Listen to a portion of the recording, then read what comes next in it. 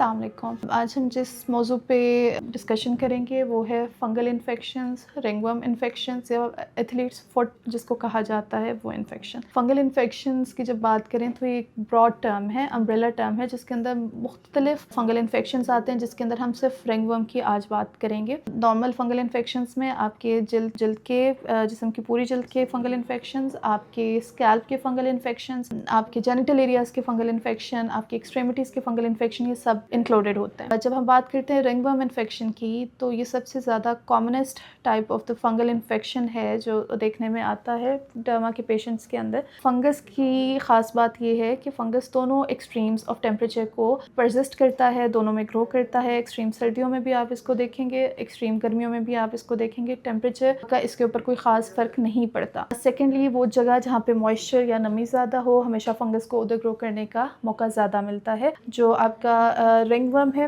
उसकी खसूसियत ही यही है कि वो एक्सट्रीमिटीज़ पे, इन जगहों पे ग्रो करेगा जहाँ पे मॉइस्चर, नमी का तनासुब बाकी जिस्म से ज़्यादा है, और टेम्परेचर वेरिएशन चाहे वो सर्दी ज़्यादा हो या गर्मी ज़्यादा हो, वो दोनों को जो है वो परसिस्ट कर सकता है, दोनों में ग्रो कर सकता है। रिंगवर्म दिखता कैसे है? वो एक गोल धब्बे की सूरत में जिसका दायरा सुर्ख होता है और अंदर से वो सफ़ेद होता है। जिस्म के किसी भी हिस्से पे आपको नज़र आ सकता है। जब भी आपको इस तरह का दायरा नज़र आए तो बजाय इसके कि आप उस पर स्टीरॉइड्स या ख़ुद से सेल्फ मेडिकेशन करें, बेहतर ये है कि आप एक मुस्तनद मुआलिज को दिखाएं, या अगर आपने ख़ुद पिक कर लिया है तो एटलीस्ट आप किसी को इन्फॉर्म करके अच्छी फार्मास्यूटिकल प्रोडक्ट जो एंटी फंगल है वो यूज़ करें, बजाय इसके कि स्टीरॉइड्स की तरफ जाएँ।